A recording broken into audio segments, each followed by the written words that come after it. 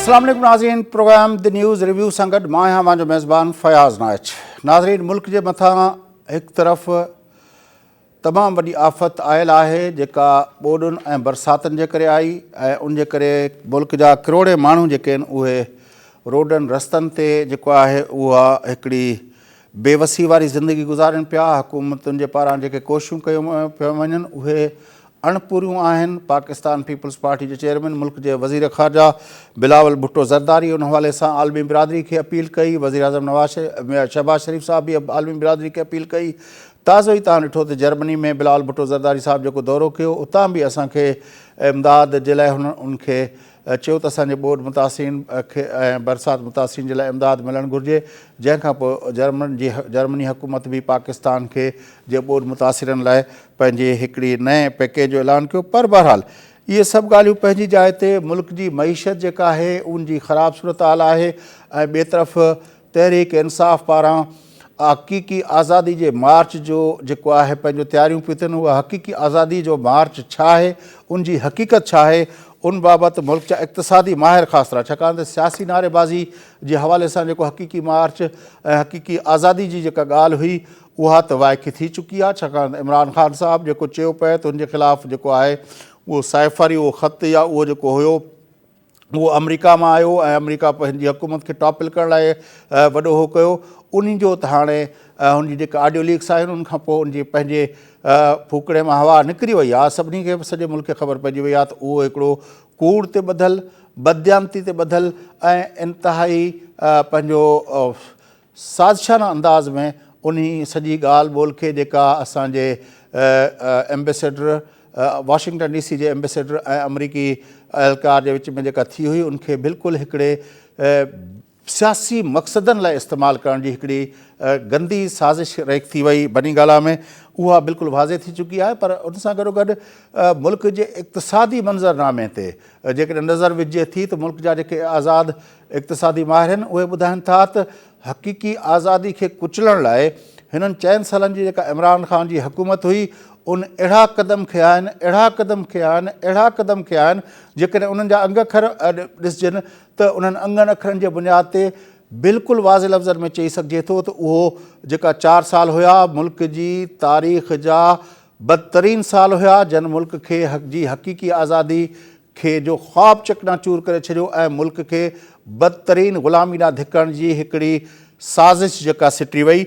हाणे तव्हांखे मां ॿुधायां थो हिकिड़ा बुनियादी अंग अखर उहे इहे आहिनि त पाकिस्तान 1947 खां वठी 2018 ताईं यानी 71 सालनि में पाकिस्तान जो जेको कर्ज़ु हुयो उहो 30,000 अरब रुपया हुयो, जॾहिं त हिननि 4 सालनि में वधीक 22,000 रुपया कर्ज़ु खंयो वियो। ऐं जॾहिं इमरान ख़ान हुकूमत वरिती त तॾहिं पाकिस्तान जो कर्ज़ु हुयो 30,000 अरब रुपया।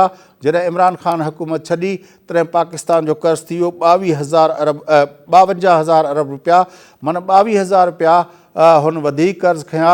इहा फाइंडिंग्स आहिनि मुल्क जे नामियारे इक़्तिसादी माहिर डॉक्टर फ़ारूक सलीम साहब जी। ऐं उन हवाले सां जेके डॉक्टर साहब जा ॿिया जेके एप्रीहेंशन आहिनि त मुल्क खे हिन वक़्तु असांखे फ़ौरी तौरु कहिड़ियूं शयुनि जी ज़रूरत आहे, उनजो चवणु इहो आहे त मुल्क खे 2 वॾा मसइला दरपेश आहिनि। हिकिड़ो त मुल्क जे अंदरि डॉलर न आहे, को डॉलर मुल्क जे अंदरि जेको हिन वक़्तु स्टेट बैंक जे रिज़र्व्स में जेको असां ॾेखारियूं पिया 8.3 बिलियन डॉलर, उनजो वॾो हिसो जेको आहे असां बारो कयो आहे, माना कर्ज़ु वरितल आहे। कर्ज़ु बि उहो जेको असां इस्तेमालु नथा करे सघूं पर असां रिज़र्व्स में रखण लाइ सऊदी अरब ऐं चीन खां उहे पैसा वठी उते रखिया आहिनि। तंहिंजे करे उहे पैसा असांजे ख़र्चु करण लाइ न आहिनि। असांखे हिन वक़्तु कुकिंग ऑयल जी ख़रीदारी लाइ 3 अरब डॉलर खपनि, जॾहिं त कोल जी ख़रीदारी लाइ 2 अरब डॉलर खपनि। मुल्क जी टेक्सटाइल सेक्टर जे लाइ जेका असांखे कॉटन खपे उनजे लाइ 3 अरब डॉलर खपनि। मुल्क जे अंदरि मुख़्तलिफ़ मशीनुनि मुख़्तलिफ़ जेको आहे असांजी सनत आहे उनजे लाइ जेका मशीनरी खपे उनजे लाइ 10 अरब डॉलर खपनि। इहे समूरा डॉलर असांखे खपनि पर असां वटि डॉलर न आहिनि। तंहिंजे करे मुल्क जो पंहिंजो वज़ीर ख़ज़ाना इसहाक़ डार साहब चए पियो त 27 अरब डॉलरनि जा जेके बायोलेटरल जेके असांजा कर्ज़ आहिनि यानी ॿिनि मुल्कनि जे विच में कंहिं मुल्क खां जेको असां कर्ज़ु वरितो आहे उहो कर्ज़ु जेको आहे असां रीशेड्यूल कराईंदासूं। छाकाणि त पेरिस क्लब मां जेको कर्ज़ु असांखे मिले थो उहो जेकॾहिं असां रीशेड्यूल कराईंदासूं त ताज़ो जेको मोडीज़ आहे जेका दुनिया जे मईशतुनि जी रेटिंग कंदी आहे उन पाकिस्तान खे इंतिहाई इहो चयो आहे त पाकिस्तान जीअं त हाणे कर्ज़ में डिफॉल्ट करणु वञे पियो ऐं पेरिस क्लब खां रीशेड्यूल कराईंदो, तंहिंजे करे पाकिस्तान जी रेटिंग उन्हनि तमामु हिकिड़ी ख़राबु रखी आहे, जंहिं ते पाकिस्तान जी हुकूमत जो चवणु इहो आहे, वज़ीर ख़ज़ाना जो चवणु इहो आहे त इहा सही न आहे, छाकाणि त असां पेरिस क्लब जा कर्ज़ रीशेड्यूल कोन पिया करायूं। इमरान ख़ान कीअं इक़्तिसादी तरह पाकिस्तान खे ग़ुलाम बणायो ऐं मुल्क जी मईशत खे अॼु कहिड़ा चैलेंजिस आहिनि उन ते गुफ़्तगू कयूं था। असांजो जो प्रोग्राम में असांखे जॉइन कयो आहे मुल्क जे नामिया इक़्तिसादी माहिर डॉक्टर फ़ारूक सलीम साहब।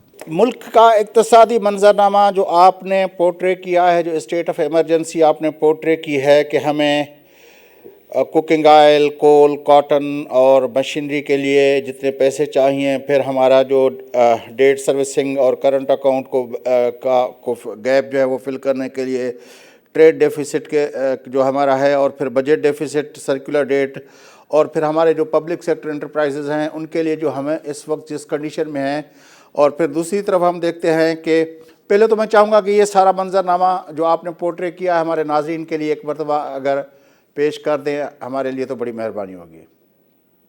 जी देखिए, मुख्तसरन दो मैं समझता हूँ कि जो सबसे बड़ी प्रॉब्लम्स हैं, एक हुकूमत के लिए और एक 22 करोड़ जो पाकिस्तानी हैं उनका जो सबसे बड़ा चैलेंज है। इस वक्त हुकूमत के लिए जो सबसे बड़ा चैलेंज है वो डॉलर का फुकदान है, यानी कि डॉलर्स जो हैं वो स्टेट बैंक के ज़खायर में भी तकरीबन ख़त्म हो रहे हैं। कोई 8 बिलियन डॉलर के ज़खायर बताए जाते हैं, और इसका मतलब ये है कि लगभग 4 या 5 हफ्ते की इंपोर्ट के ज़खायर जो हैं वो स्टेट बैंक के पास पड़े हैं। तो ये सरे फहरिस्त जो हुकूमत के लिए इशू है वो डॉलर का फुकदान है। जो 22 करोड़ पाकिस्तानी हैं उनके लिए जो सबसे बड़ा चैलेंज है इस वक्त वो महंगाई का चैलेंज है।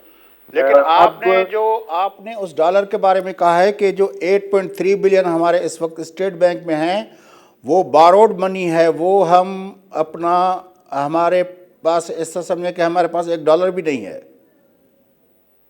जी हकीकतन जो इस वक्त 8 बिलियन डॉलर के ज़खायर हमारे पास पड़े हैं वो हमने जो उधार लिए थे सऊदी अरेबिया की तरफ से, कुछ उधार हमारे स्टेट बैंक के पास जमा करवाया गया था, कुछ चाइना की तरफ से उधार जो है वो जमा करवाया गया था, लेकिन जो रिजर्व जो जिसको कहते हैं अभी इंतहाई लो लेवल पे है।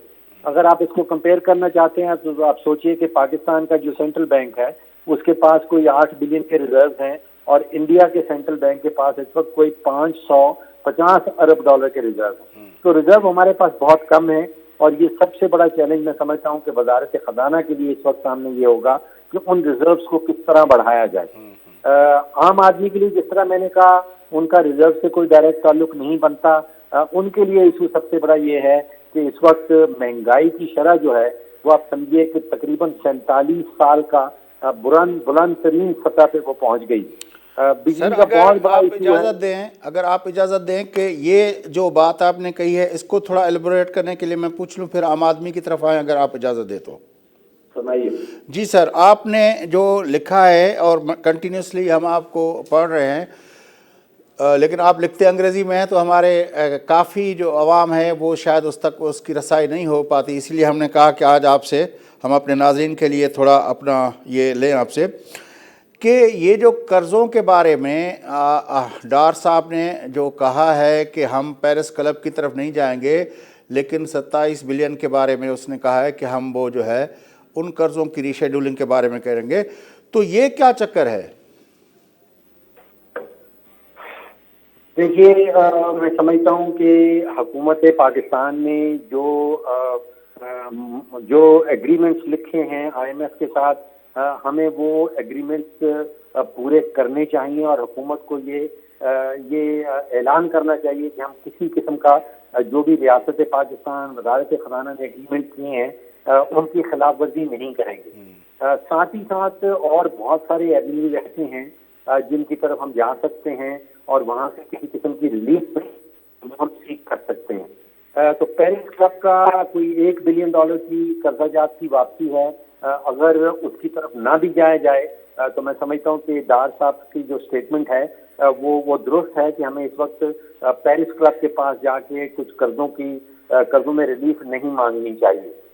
जो मामला है बायलैटरल डेट का, जिसका मतलब कोई एक मुल्क ने एक मुल्क से जो हमें कर्जाजात मिले हैं, उसमें कोई 27 अरब डॉलर के बायलैटरल कर्जाजात हैं, और उसमें से बहुत बड़ी रकम, आप समझिए कि कोई 22-23 अरब डॉलर की जो रकम है वो चीन के कर्जाजात हैं।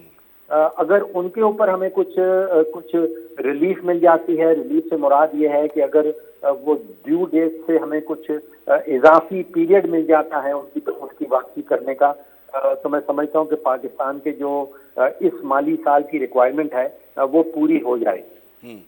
तो मतलब ये जो अब हमारे फॉरेन मिनिस्टर जब अमेरिका में थे तो उससे बार बार ये कहा जा रहा था कि आप चीन से बात कर लें कि वो अगर ये शेड्यूल करता है तो आपके मसले हल हो जाएंगे। तो ये जो बायलैटरल 27 बिलियन है उसमें से 22 बिलियन जो है वो चाइना का कर्जा है। जी, बहुत बड़ा, कोई 22 से 23 बिलियन डॉलर तक का जो है वो बायलैटरल कर्जा वो चाइना की तरफ से पाकिस्तान को दिया गया है। अच्छा, कर्ज़ों के हिसाब से ही मैंने आपका आर्टिकल एक पढ़ा, कुछ दिन पहले वो छपा था, और उसमें आपने बताया था कि ये जो हकीकी आज़ादी की बात कर रहे हैं, इन लोगों ने किस तरह इस 4 सालों में कर्ज़ों के बोझ तले वो आज़ादी का जो ख्वाब था उसको चकनाचूर करने में बड़ा काम किया। उसका थोड़ा पस मंज़र हमारे नाज़रीन को बताएंगे? देखिए, 21वीं सदी में जब हम आज़ादी की बात करते हैं तो वो रियली आज़ादी जो 18वीं सदी की या उससे भी पहले की जो स्लेवरी जिसको कहा जाता था, वो आजकल दुनिया में नहीं पाई जाती। अब जो गुलामी है वो पैसे की गुलामी, वो कर्जाजात की गुलामी है। तो जब हम बात करते हैं हकीकी आज़ादी की, तो फिर हमें देखना होगा कि जैसे जैसे हमारे ऊपर कर्जाजात बढ़ते चले जाते हैं, आप समझिए कि हमारे ऊपर गुलामी का जो बोझ है वो बढ़ता चला जाता है। और अगर कोई हुकूमत आती है और वो कर्जाजात में कमी लेके आती है, तो फिर वो हकीकी मानी में ये साबित होगा कि वो हुकूमत जो है वो हमारे ऊपर गुलामी का बोझ जो है या गुलामी की जंजीरें जो हैं उसको तोड़ने के बारे में सीरियस है। अदरवाइज सिर्फ नाराबाजी से मैं समझता हूँ कि काम नहीं चल सकेगा। अब अगर आप हकायक देखें तो 2018 में जब पीटीआई की हुकूमत आई थी, तो उस वक्त पाकिस्तान के ऊपर जो मजमूई कर्जाजात थे वो लगभग 30,000 अरब के कर्जाजात थे। अगर आप उसको फीकस की बुनियाद पे देख लें तो वो लगभग कोई 1 लाख और 8-9 हजार 10,000 रुपए के हर पाकिस्तानी बच्चा, बूढ़ा, मर्द और औरत के ऊपर कर्जाजात थे। तो 3 साल और 8 महीने तकरीबन हुकूमत की है पीटीआई की हुकूमत ने, और वो 30,000 अरब रुपए का जो कर्जा था वो इतनी तेजी से बढ़ा है कि 3 साल और 8 महीने के बाद वो कर्जा 54,000 अरब पे पहुंच गया। यानी कि उस वक्त पाकिस्तान के फीकस कर्जाजात जो हैं वो कई 2 लाख रुपए से हर पाकिस्तानी बच्चा, बूढ़ा और मर्द और औरत के ऊपर बन गए। तो जो हकीकी कर्जाजात हैं वो हकीकी, आप समझिए कि वो हकीकी गुलामी की एक निशानी है। तो पीटीआई की जो 3 साल और 8 महीने गुजरे हैं उसमें हकीकी गुलामी जो है वो बेतहाशा तेजी के साथ बढ़ी है, कम नहीं हुई। तो जलसों में नारा लगाना तो वाजिब है, आप नारा जरूर लगा सकते हैं, लेकिन बुनियादी हकीकत ये है कि गुलामी का बोझ, गुलामी की जंजीरें जो हैं वो पीटीआई की 3 साल और 8 महीने की हुकूमत के दौरान बहुत ही तेजी से बढ़े हैं, कम नहीं हुए। अच्छा, पीटीआई आपके उस आर्टिकल में काफ़ी और भी इंडिकेटर्स आपने बताए हैं कि किस तरह हकीकी आज़ादी के ख्वाब को अपना दबाया गया, कुचला गया पीटीआई के इन 4 सालों में, जिसमें पब्लिक सेक्टर एंटरप्राइजेज से लेकर आपने काफ़ी और भी चीज़ें बताई हैं। उस पर थोड़ा रोशनी डालेंगे हमारे नाज़रीन के लिए? अब हम बात कर रहे हैं इस बात की, कौमी कर्जाजात की। कुछ कर्जाजात ऐसे हैं जैसे बिजली शोबे में कर्जाजात चल रहे हैं। 2013 में जब पीटीआई की हुकूमत आया तो उसमें कर्जाजात कहते हैं या सर्कुलर डेट कहते हैं, वो मुझे याद आता के सेक्टर में 11 का मजमुई जो है वो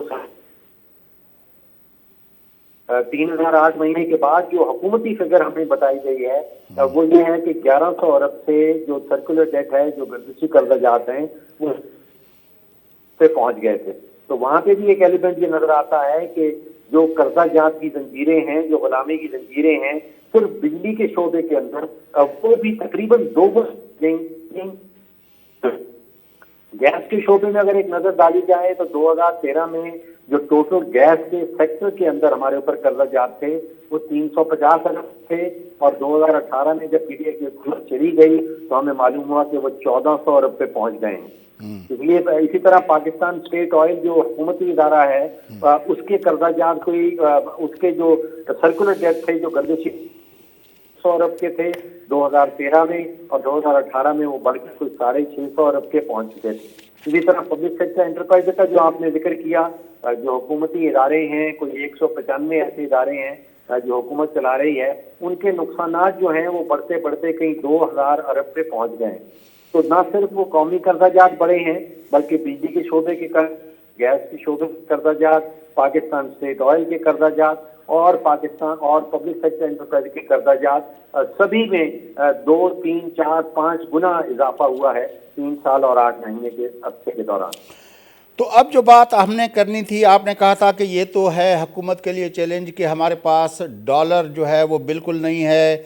हमें अगर कुकिंग ऑयल ख़रीदना है या कोल ख़रीदना है अपने बिजली घर चलाने के लिए, या कॉटन ख़रीदनी है अपनी मिलें चलाने के लिए, या मशीनरी ख़रीदनी है, तो उसके लिए हमारे पास डॉलर नहीं है, क्योंकि ये जो डॉलर हमारे रिज़र्व में रखा हुआ है वो हमने सऊदी अरब और चीन से बारो किया हुआ है, थोड़ा बहुत बचा है। बहरहाल अवाम की सतह पे आप कह रहे थे कि हुकूमत के लिए बड़ा चैलेंज है, वो है महंगाई।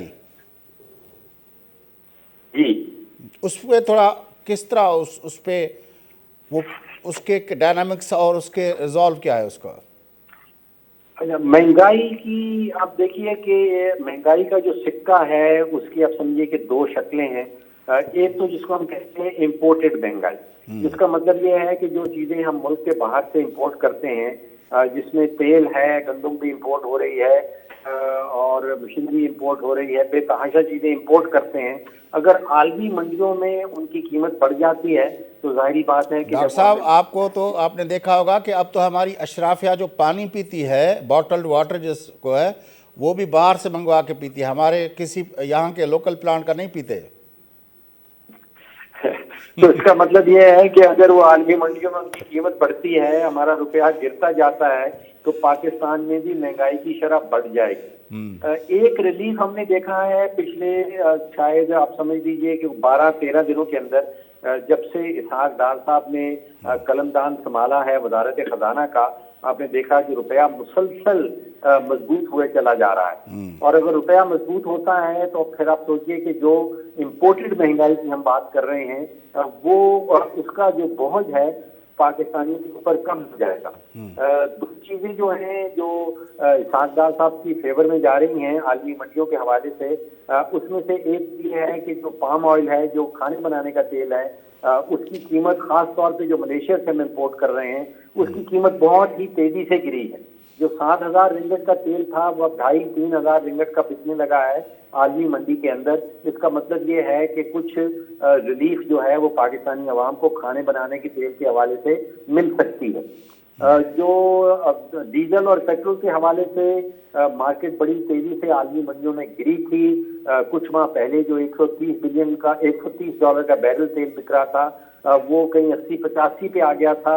अब दोबारा से कुछ चलना शुरू हुआ है, 90-95 पे पहुंचा है, लेकिन वो 130 जो बुलंद तरीन शरह थी कुछ माह पहले उससे नीचे आ गया है। तो ये दो चीजें ऐसी हैं जिसके नतीजे में समझता हूं कि पाकिस्तान के अंदर महंगाई की शरह कुछ कम होने की तवक्को रख सकते हैं, उम्मीद लगाई जाती है। डॉर्नोमिक्स की बात आपने की है, और ये जो हम जिस मुद्दे पर पहले बात कर रहे थे कि मुल्क के अंदर डॉलर नहीं है, अब उसको डॉलर को लाने के लिए डार साहब कह रहे हैं कि हम ये जो बायलेटरल 27 बिलियन डॉलर के हैं उस पर काम करेंगे।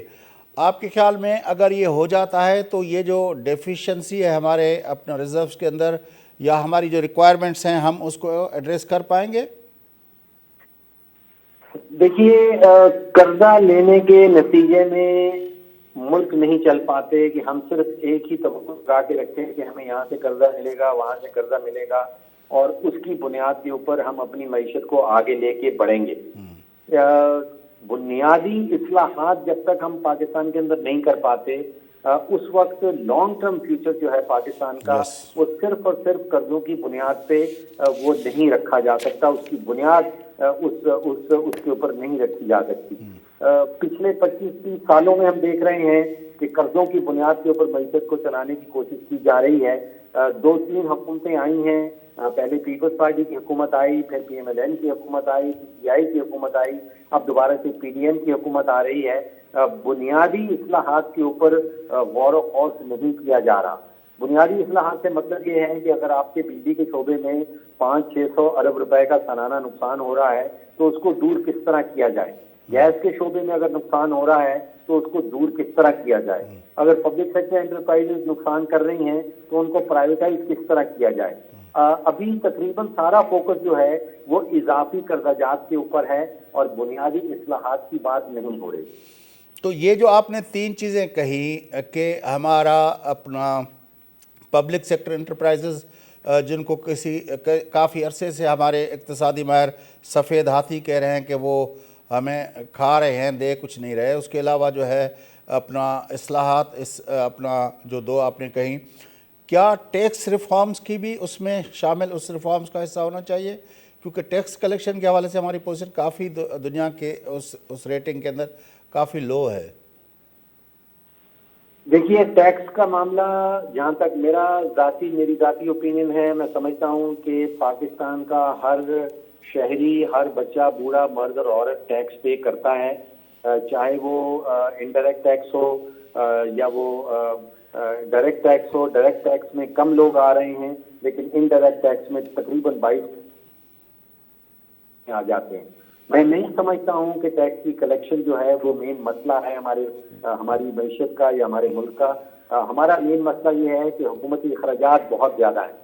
आज से कुछ 12 साल पहले जो हुकूमत की तिजोरी में टैक्स इकट्ठा होता था वो सिर्फ 1100-1200 अरब रुपया होता था। वो बढ़ता बढ़ता हुकूमत हमें खुद बता रही है कि वो 6 ट्रिलियन रुपीस तक पहुंच गया, जिसका मतलब ये है कि पाकिस्तानी तो टैक्स पे कर रहे हैं और वो हर साल बढ़ भी जाता है। मसला ये है कि आज से 10-12 साल पहले जो हमारे हुकूमती अखराजात 2-2.25 अरब पे आते थे वो अब कहीं 9,000-10,000 अरब पे पहुंच गए हैं। तो जिस तेजी से हुकूमती अखराजात बढ़ रहे हैं, अगर पाकिस्तानियों का मैं समझता हूं कि खून भी चूस लिया जाए तो भी वो पूरे नहीं हो पाएंगे। तो tax is not the main issue मैं समझता हूँ पाकिस्तान के लिए। हमारे हुकूमती अखराजात और हुकूमती बोझ जो है वो असल मसला है और उसमें कमी किस तरह लाई जाए ये असल फोकस होना चाहिए। बड़ी मेहरबानी डॉक्टर फ़ारूक सलीम साहब, आपने हमें ज्वाइन किया। नाज़रीन, मुल्क जा नाम इक़्तिसादी माहिर डॉक्टर फ़ारूक सलीम साहब असां गॾु हुआ। गुफ्तगू तव्हां ॿुधी। पाकिस्तान के हिन वक़्तु 2 वॾा चैलेंजिस आहिनि। हिकिड़ो आहे पाकिस्तान में डॉलर न आहे। डॉलर जेके हिन वक़्तु स्टेट बैंक वटि आहिनि 8.3 बिलियन डॉलर, उहे जेके आहिनि बारोड आहिनि डॉक्टर साहब जे बकौल। ऐं पाकिस्तान खे हिन वक़्तु 3 बिलियन खपनि कुकिंग ऑयल ख़रीद करण लाइ, जॾहिं त कोल ख़रीद करण लाइ जेके असांजा कोल बेस्ड ॿाहिरि कोल ते जेके हलंदड़ जेके असांजा बिजली घर उन लाइ असांखे 2 बिलियन खपनि। कॉटन जेका असांजी फैक्ट्रियुनि लाइ खपे, कॉटन मिल्स लाइ, उनजे लाइ 3 बिलियन खपनि। मशीनरी जी ख़रीदारी लाइ मुल्क खे 10 बिलियन डॉलर जी ज़रूरत आहे। जॾहिं त पब्लिक सेक्टर एंटरप्राइज़िस जंहिंमें स्टील मिल, PIA, रेलवे वग़ैरह आहिनि, उनमें 2 ट्रिलियन जो 2000 रुपयनि जो जेको आहे 2000 अरब रुपयनि जो जेको आहे उहो उन ते कर्ज़ो आहे। ऐं उनखां अलावा असांजो जेको सर्कुलर डेट आहे, जेको असांजो गर्दिशी कर्ज़ो जेके बिजली वग़ैरह जेकॾहिं असां वटि थिए थो, उहो बि असां वटि 2.5 ट्रिलियन रुपीज़ आहे।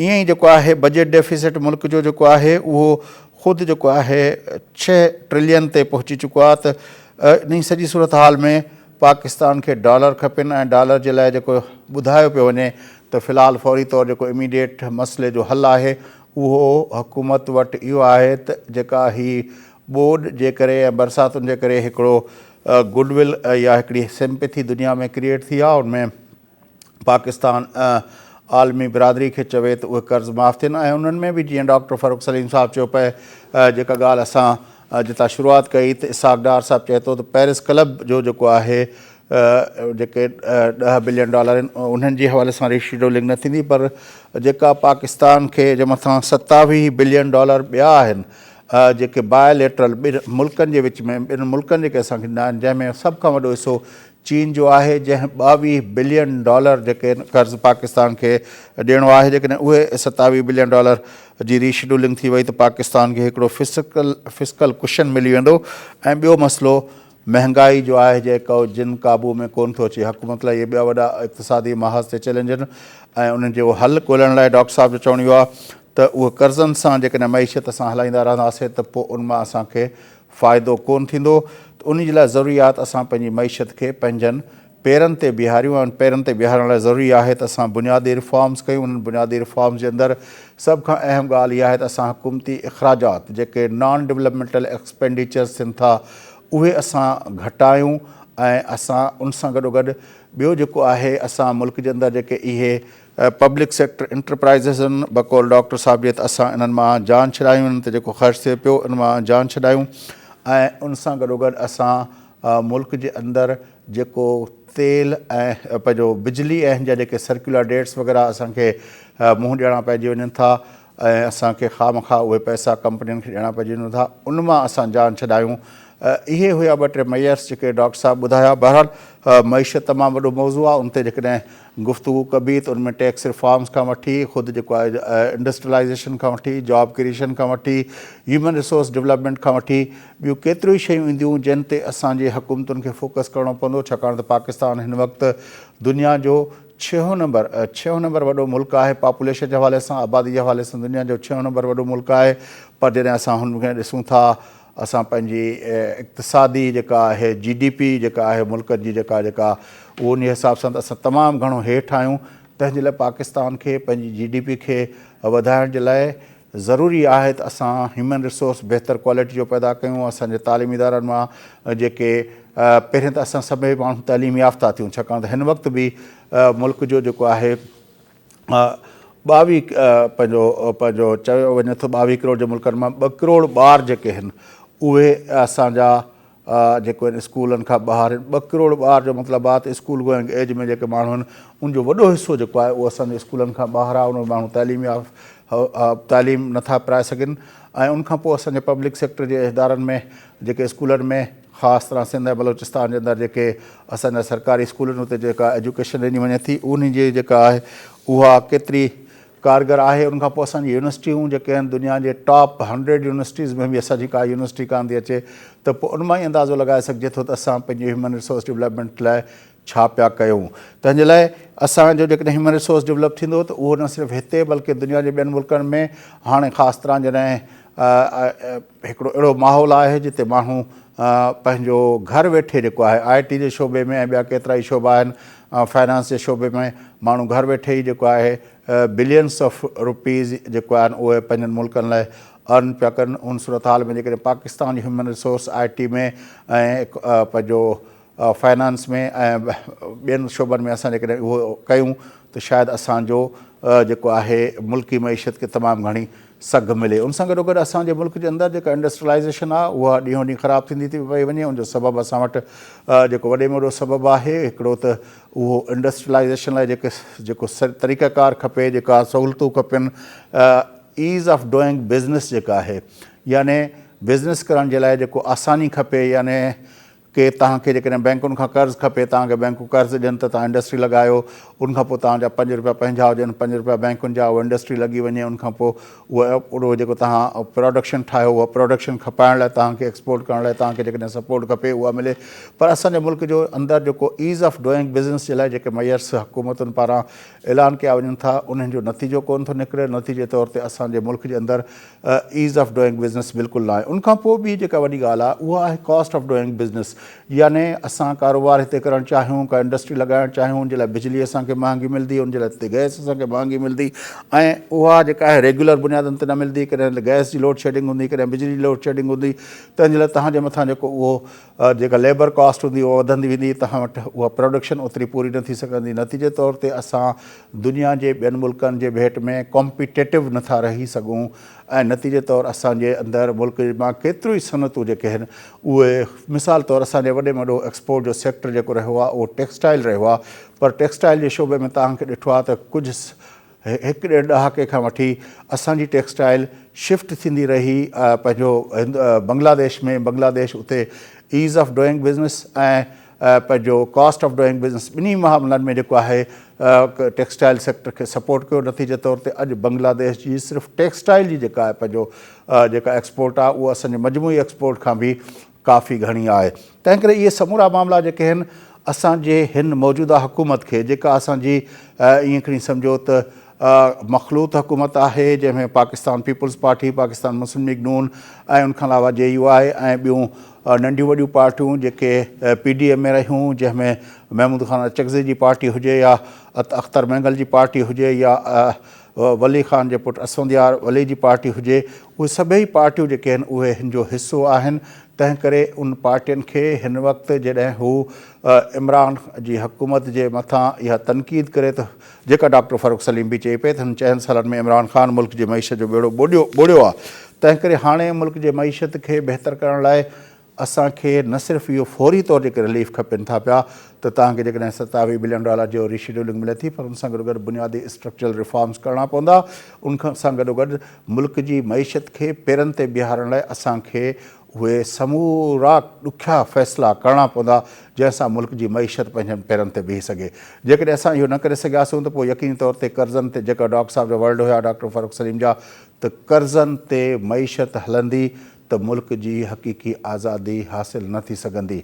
न सिर्फ़ु इहो बल्कि अॼोके प्रोग्राम जो इहो बि मैसेज हुयो त इमरान ख़ान जे गुज़िरियल 4 सालनि में जेको कुझु थियो आहे, जेको इमरान ख़ान साहिबु असांखे हक़ीक़ी आज़ादी जा जेके दावाऊं पियो करे ऐं जेके असांखे लेक्चर पियो झाड़े, उनमें इहा ॻाल्हि सम्झणु घुरिजे त इमरान ख़ान खां पहिरें 2018 ताईं मुल्क जे अंदरि कुल 30,000 अरब रुपयनि जा कर्ज़ हुया, पर हिननि 4 सालनि जे अंदरि 22,000 या 24,000 अरब रुपया ॿिया कर्ज़ खयो वियो इमरान ख़ान जी हुकूमत पारां।